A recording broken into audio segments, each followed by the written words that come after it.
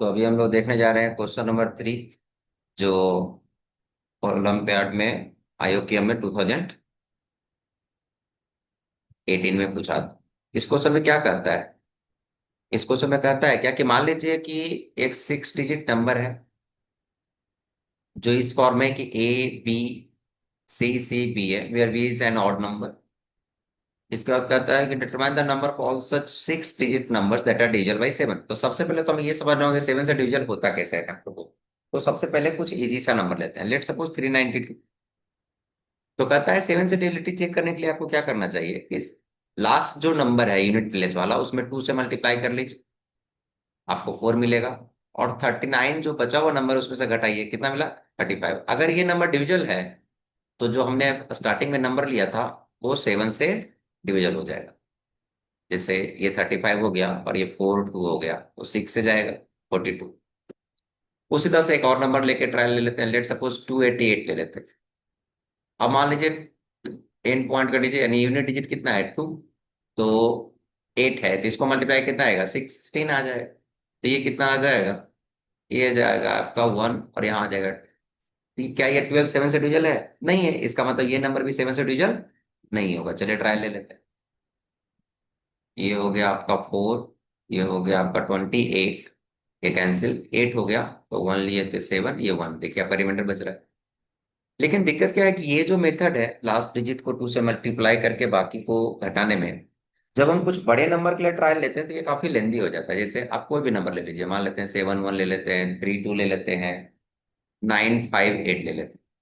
अब चेक करना है कि ये 7 से डिजिटल है या नहीं, तो हम क्या करेंगे? पहले इसमें 2 से मल्टीप्लाई करेंगे, रिमेनिंग में घटा लेंगे। हमारा यहाँ बच जाएगा 9, यहाँ हो जाएगा 8 1, ये हो जाएगा 7, बाकी को एज इट इज लिख लेंगे। अब फिर से ये 9 हो गया, इसमें 2 से मल्टीप्लाई करेंगे, रेस्ट नंबर में घटा लेंगे बचे हुए में। तो ये हो जाएगा 9, ये हो जाएगा 0 3 1 7। फिर से हम क्या करेंगे? इस 2 को यहाँ ले आएंगे, 2 से मल्टीप्लाई करके घटा लेंगे, ये हो जाएगा 2 7 1। फिर से 2 से मल्टीप्लाई करेंगे, 4 हो जाएगा, ये 1 1 हो गया, यहाँ 4 कर लेंगे, कितना हो जाएगा? 7 0 7। फिर से इस 7 में 2 से मल्टीप्लाई कर देंगे, कितना हो जाएगा? 14। और यहाँ बच जाएगा हमारे पास 56। तो 56 7 से डिविजल है, इसलिए ये नंबर भी 7 से क्या होगा? डिविजल होगा। चलिए इसको चेक कर लेते हैं डिवाइड करके कि क्या जो हमने प्रोसेस फॉलो किया ये प्रोसेस सही या नहीं है। 7 से डिवाइड कीजिए, ये आपका क्रॉस हो गया 1 तो यहाँ 0 चला जाएगा, ये 3 हो जाएगा 1 रहेगा, तो ये हो जाएगा 7, ये आ जाएगा 6 2, 8 जाएगा तो ये हो जाएगा 56, तो बचेगा कितना? 6 2 तक आ चुका है। अब 9 ले लेंगे, 9 लेंगे तो 9 से जाएगा तो ये हो जाएगा 63, इट बिकम 6 6, और 9 के बाद क्या होगा? 5। फिर से 9 लेना पड़ेगा, कितना हो जाएगा? 63 284, कंप्लीटली डिविजिबल है। लेकिन इससे क्वेश्चन में इशू ये बन रहा है इस क्वेश्चन में कि जब हम इतने बड़े टर्म ले रहे हैं उस केस में ये जो क्वेश्चन होगा वो काफी लेंदी हो जाएगा। तब हम क्या करेंगे? तब इसके लिए एक नया मेथड ऑप्ट किया गया, 3 digit block method. 3 digit block method का मतलब क्या है? 3 डिजिट ब्लॉक मेथड का मतलब ये होता है कि मान लीजिए जैसे आपके पास नंबर था 7 1 3 2 9 5 8, ये आपके पास नंबर है। तो आप क्या कीजिए? यूनिट प्लेस से 3 3 डिजिट सेलेक्ट करना शुरू कीजिए। तो मान लीजिए एक नंबर हो गया 7 1 3 2 9 5 8। फिर ये क्या करता है? इसमें अल्टरनेट प्लस माइनस साइन दे दीजिए। अब अल्टरनेट प्लस माइनस साइन दे देने से क्या हुआ? उसके बाद क्या करना है कि मान लीजिए 958 हो गया, इसका साइन कितना है? 132, तो घटा दीजिए, प्लस क्या कर लीजिए? 7। चलिए इसको घटा लेते हैं। घटाएंगे, कितना आ जाएगा? 6।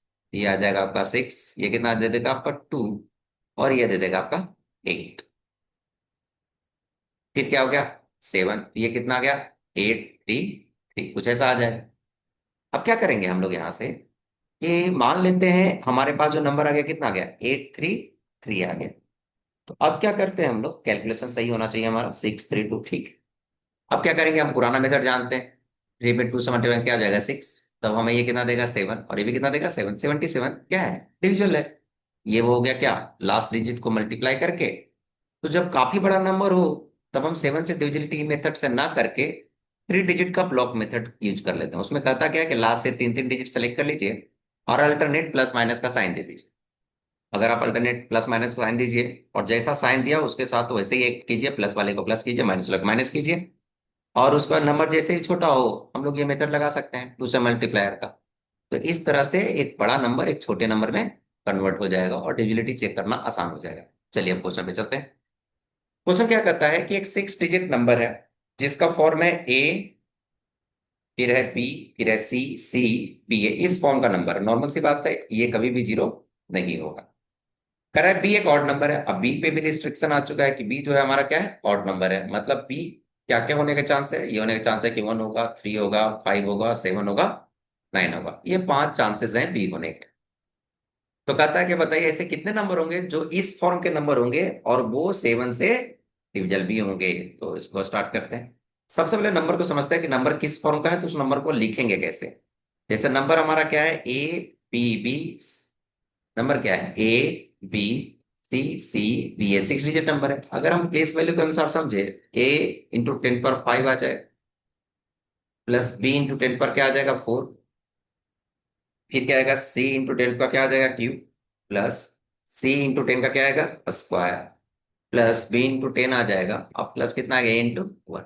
यहाँ एक इंटरेस्टिंग फैक्ट का यूज करने जा रहे हैं। वो फैक्ट ये है कि 1001 जो होता है, ये जो नंबर होता है वो 7 से डिविजल होता है। ट्राई करके देख लेते हैं कि डिविजल है कि नहीं। ये आपका आ जाएगा 30, 4 से करेंगे तो कितना हो जाएगा, 28। और ये 21, ये 3 हो गया। तो मतलब है कि 143 इंटू 7 जो होता है वो हो जाता है कितना, 1001।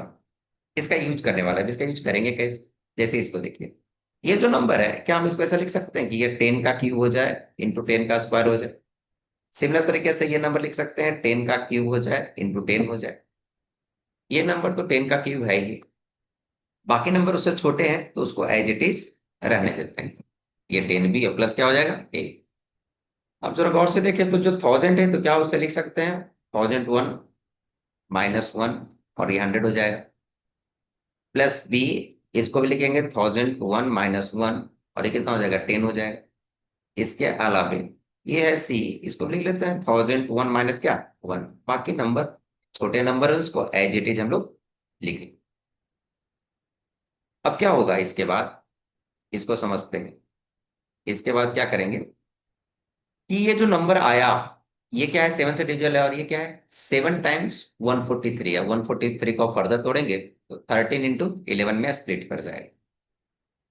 13 इंटू 11 में वो स्प्लिट करेगा 143। मतलब 1001 जो है वो एक्चुअली में 7 इंटू क्या है, 11 इंटू 13। अब क्या करते हैं, जितने नंबर के पास 1001 है उसको एक साथ ले लेते हैं। तो 1001, ए के साथ क्या है, 100 ए है। यहाँ पे बी के साथ क्या है, 10 बी है। और सी के साथ 1। इसके अलावा नंबर क्या बचा, तो नंबर बचा 100 ए। यहाँ से क्या बचा, -10 बी। यहाँ से क्या बचा, -C। यहाँ से बचा 100 C प्लस 10 बी प्लस 8। ऐसा करने से बेनिफिट क्या हुआ, ऐसा करने से बेनिफिट ये है कि ये नंबर 7 से डिविजिबल है। तो हम इस पूरे नंबर को कंसीडर कर सकते हैं कि 7 टाइम्स ये क्या है, मल्टीप्लायर, कि कोई इंटीग्रल वैल्यू होगा, कि क्या होगा, कोई इंटीजर होगा। तो हम इस पूरे नंबर को समझ सकते हैं कि 7 टाइम्स क्या है, ये है। अब आप गौर से देखिए, 10 बी और -10 बी कैंसिल आउट हो गया। तो आपके पास रिमेनिंग बचा 99 ए और प्लस बचेगा 99 क्या, सी। अब हमें करना है ये कि 7 से डिविजल है, तो 7 से अगर ये नंबर डिविजल है इसका मतलब है कि 7 इसका एक फैक्टर होना चाहिए। तो अब गौर से देखिए, ये जो नंबर है इसका 7 फैक्टर है। और रिमेनिंग क्या है, 99 ए-सी। अब 99 के पास जो है वो 9 और 11 है, लेकिन 7 नहीं है। और इसके पास 7 है। अगर इस पूरे से हमें 7 कॉमन लेना है तो इसके पास भी 7 रहना पड़ेगा। ए क्या है, ए इंटीजर है लेकिन वो नॉन जीरो है, मतलब वो 1 से लेकर 9 तक कुछ होगा। सी जीरो हो सकता है, कोई इशू नहीं है, ये 0 से 9 तक कुछ होगा। ए जीरो नहीं हो सकता क्योंकि एंड पोजीशन पे ए प्रेजेंट था। नंबर का जो फॉर्म था हमारा वो कुछ ऐसा था कि वो था A B C C B A। तो नॉर्मल सी बात है, ए जीरो नहीं हो सकता। अब हमें क्या सोचना है कि A-C के पास 7 रहना होगा, क्योंकि यहां तो है नहीं 7। A-C के पास 7 रहेगा तो उसकी पॉसिबिलिटी क्या है, कब कब वो 7 हो सकता है। जैसे आप ए और सी की तरफ चले, तो A-C के बारे में सोचे तो A-C का मिनिमम वैल्यू क्या हो सकता है। A-C का मिनिमम वैल्यू हो सकता है कि ये आपका 1 है, मिनिमम इसका, सी का मैक्सिमम। तो ये मिनिमम पॉसिबिलिटी बनती है -8 होने का। और इसकी मैक्सिमम पॉसिबिलिटी क्या है कि 9 में से 0 घटे। तो ए माइनस सी का मिनिमम पॉसिबिलिटी क्या -8 हो जाए, मैक्सिमम पॉसिबिलिटी क्या है कि 9 हो जाए। उसके बीच में कब कब उसके पास 7 प्रेजेंट होगा एज अ फैक्टर, तो मेरे ख्याल से वो तब होगा जब -7 होगा, या तो 0 होगा या तो क्या होगा, 7। मतलब कि ए माइनस सी के पास तीन ही ऑप्शन है, या तो -7 बन जाए, 0 बन जाए, या क्या बन जाए, 7 बन जाए। अब उसको सेलेक्ट करना शुरू करते हैं कि आखिर वो कितने तरीके से बन सकता है। तो सबसे पहले अगर जीरो की बात करें, ए माइनस सी 0 होगा, ऐसा कब होगा, जब दोनों इक्वल डिजिट होगा, लेकिन हमें पता है कि ये 0 हो नहीं सकता। तो ए और सी के पास इक्वल चांसेस क्या होंगे, 1 2 3 4 5 6 7 8 9 होने के। मतलब ये 9 चांसेस हैं ए और सी का, जब वो ए माइनस सी क्या आ जाएगा, 0। अगर ए माइनस सी में हम 7 की बात करें, तब हमारे पास क्या क्या आएगा। तब मान लीजिए ए का वैल्यू अगर 9 है, तो सी का वैल्यू आ जाएगा 2, एक तरीका ये हुआ। उसी तरीके से अगर ए का वैल्यू 8 है, तो सी का वैल्यू हो जाएगा 1। अगर ए का वैल्यू 7 है, तो सी का वैल्यू हो जाएगा 0। अगर ए का वैल्यू 6 हुआ, ए का वैल्यू 6 हुआ, तो सी का वैल्यू पॉसिबल नहीं होगा। तो यहां से कितना तरीका मिला, एक ये, दो ये, तीन ये। यहाँ पे 9 तरीके से ए और सी को सेलेक्ट कर पाए, यहाँ पे 3 तरीके से सेलेक्ट कर पाए। अब आगे बढ़ते हैं। इसके बाद हमें क्या देखना है, -7 भी तो चांस था हमारा। और देखते हैं -7 कैसे बने। तो ए माइनस सी को अगर हम चाहते हैं -7 बना, तो क्या कर सकते हैं। ए को तो 0 ले नहीं सकते, तो ए को ले सकते हैं पहला क्या, 1। तो हमें सी को लेना होगा क्या, 8, ताकि 1 - 8 जो है क्या हो जाए, -7। ए को लेते हैं 2, तो सी को क्या लेना होगा, 9। तो 2 - 9 क्या हो जाएगा, -7। ये भी -7, ये भी -7। ए का वैल्यू ले लेते हैं 3, तब हमें सी को कंसिडर करना पड़ेगा क्या, 10। लेकिन क्या सी 10 हो सकता है, नहीं, क्योंकि वो 9 तक ही हो सकता है। मतलब यहाँ यही दो तरीके पॉसिबल है। तो ये टोटल तरीके कितने पॉसिबल है यहाँ पे, दो। तो हमारे पास जो नंबर है जिस पैटर्न का, ABCCBA, उसमें से क्या मेंशन करके रखा है कि बी ऑड नंबर हो सकता है और ए और सी को सेलेक्ट कीजिए। तो जब हमने ए और सी को सेलेक्ट किया, तो ए और सी का तो इतना ही पॉसिबिलिटी बनता है, 9 तरीके से यहाँ, 3 तरीके से यहाँ और 2 तरीके से यहाँ। मतलब ए और सी का टोटल सिलेक्शन ही 14 तरीके से है, इसके अलावा ए और सी का सिलेक्शन पॉसिबल नहीं है। अब है कि बी को कैसे सेलेक्ट करेंगे। तो बी कितने तरीके से सेलेक्ट होगा, तो बी ऑड नंबर है, तो बी होगा 1 3 5 7 9, 5 तरीके से। कितने तरीके से होगा, 5 तरीके से। और चूंकि सभी का सिलेक्शन कंपलसरी है, तो 14 तरीके से ए और सी सेलेक्ट हुआ, और बी कितने तरीके से सेलेक्ट हुआ, 5 तरीके से। जब भी कंपल्सन होता है, तो नंबर ऑफ तरीके में मल्टीप्लीकेशन होता है। तो हमारे पास जो तरीका है जिससे हम लोग एबीसी सेलेक्ट कर सकते हैं, वो 70 तरीके से कर सकते हैं। तो नंबर ऑफ 6 डिजिट कितना पॉसिबल होगा, जितने तरीके से हम एबीसी को सेलेक्ट कर पाएंगे। तो अकॉर्डिंग टू दिस सिचुएशन, हमारे पास जो टोटल सिलेक्शन आएगा, total number of different 6 digit number आएंगे, वो कितने आएंगे, 70। तो इस क्वेश्चन का करेक्ट आंसर क्या हो जाएगा, 70।